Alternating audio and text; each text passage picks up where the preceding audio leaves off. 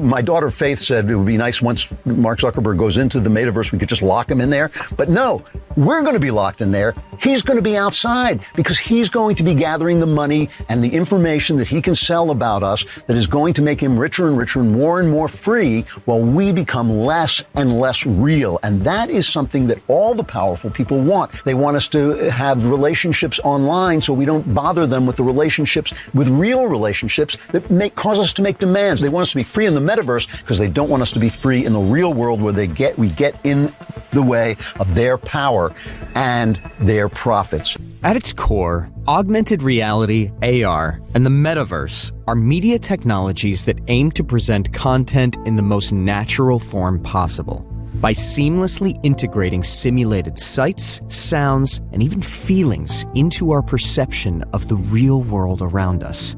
This means AR, more than any form of media to date, has the potential to alter our sense of reality, distorting how we interpret our direct daily experiences.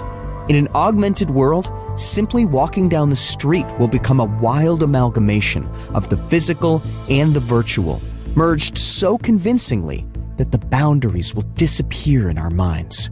Our surroundings will become filled with persons, places, objects, and activities that don't actually exist, and yet they will seem deeply authentic to us.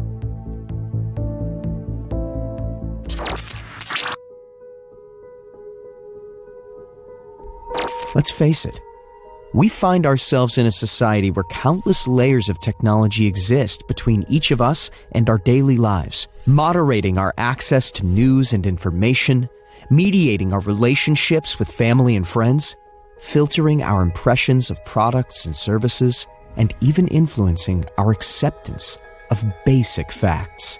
We now live mediated lives, all of us depending more and more on the corporations that provide and maintain the intervening layers. And this is not just being used to peddle products, but to disseminate untruths and promote social division. The fact is, we now live in dangerous times, and AR has the potential to amplify the dangers to levels we have never seen. Imagine walking down the street in your hometown, casually glancing at people you pass on the sidewalk. It is much like today, except floating over the heads of every person you see are big, glowing bubbles of information. Maybe the intention is innocent, allowing people to share their hobbies and interests with everyone around them.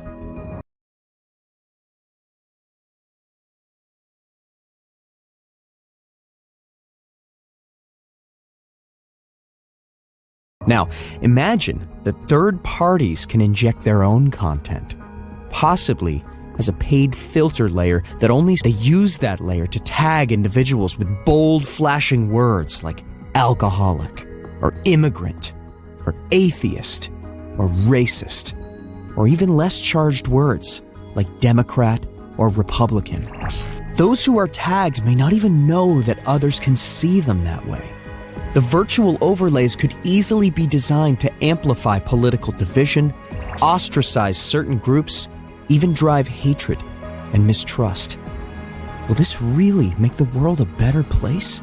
Or will it take the polarized and confrontational culture that has emerged online and spray it across the real world? Now imagine you work behind a retail counter. AR will change how you size up your customers.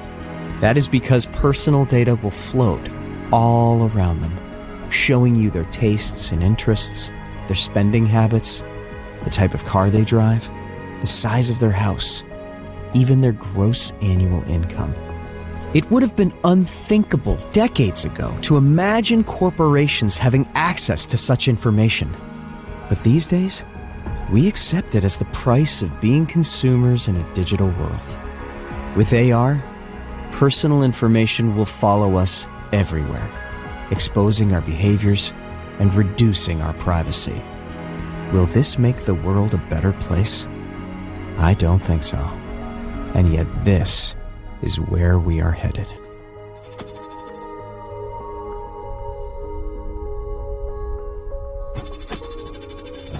Over the last decade, the abuse of media technologies has made us all vulnerable to distortions and misinformation, from fake news and deepfakes to botnets and troll farms. These dangers are insidious, but at least we can turn off our phones or step away from our screens and have authentic real-world experiences, face-to-face, that aren't filtered through corporate databases or manipulated by intelligent algorithms. With the rise of AR, this last bastion of reliable reality could completely disappear. And when that happens, it will only exacerbate the social divisions that threaten us. After all, the shared experience we call civilized society is quickly eroding, largely because we live in our own data bubble, everyone being fed custom news and information, and even lies tailored to their own personal beliefs. This reinforces our biases and entrenches our opinions. But today, we can at least enter a public space and have some level of shared experience in a common reality. With AR, that too will be lost. When you walk down a street in an augmented world, you will see a city filled with content that reinforces your personal views, deceiving you into believing that everyone thinks the way you do. When I walk down that same street, I could see vastly different content, promoting inverse views that make me believe opposite things about the very same citizens of the very same town. Consider the tragedy of homelessness. There will be those who choose not to see this problem for political reasons. Their AR headsets generating virtual blinders, hiding soup kitchens and homeless shelters behind virtual walls, much like construction sites are hidden in today's world. There will be others who choose not to see fertility clinics, or gun stores, or whatever else the prevailing political forces encourage them to reality block. At the same time, consider the impact on the poorest members of society. If a family cannot afford AR hardware, they will live in a world where critical content is completely invisible to them. And no, you won't just take off your AR glasses or pop out your contacts to avoid these problems. Why not? Because faster than any of us can imagine, we will become thoroughly dependent on the virtual layers of information projected all around us. It will feel no more optional than internet access feels optional today.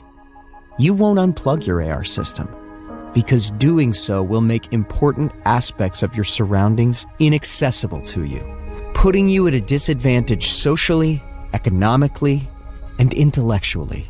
The fact is, the technologies we adopt in the name of convenience rarely remain optional, not when they are integrated into our lives as broadly as AR will be. Don't get me wrong, AR has the power to enrich our lives in wonderful ways. I am confident that AR will enable surgeons to perform faster and better. Construction workers, engineers, scientists, everybody, young and old, will benefit. I am also confident that AR will revolutionize entertainment and education, unleashing experiences that are not just engaging and informative, but thrilling and inspiring. But AR will also make us even more dependent on the insidious layers of technology that mediate our lives and the power brokers that control those layers. This will leave us increasingly susceptible to manipulations and distortions by those who can afford to pull the strings.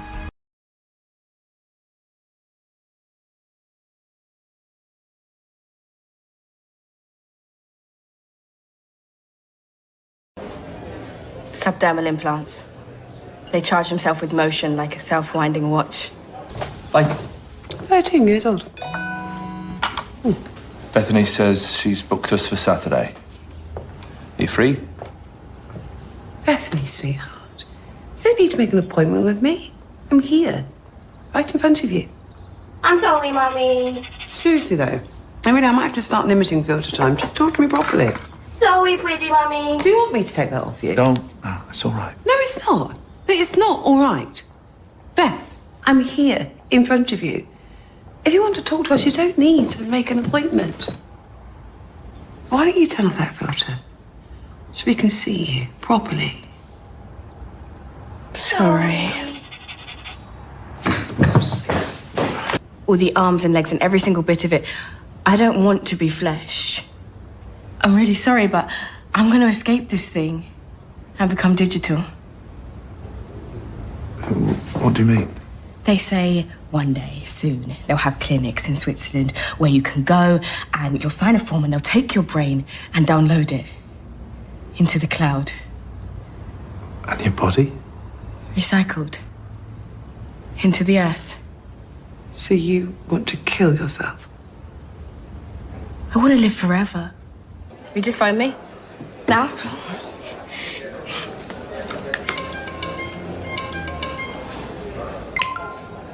Hello, Bethany speaking. Hello? You phoning for Bethany? Yes. What are you doing? This is Bethany, can you hear me? Well, you're right in front of me. But can you hear me down the phone? Oh my God. This is me. On the phone, I had it implanted. My hand is the phone. I can walk and talk because I'm on the phone inside my hand. I am the phone. This is what phones are going to be from now on. He's got a wafer in his head. He can print his thoughts. Oh my God. How far would you go, Beth? To be transhuman?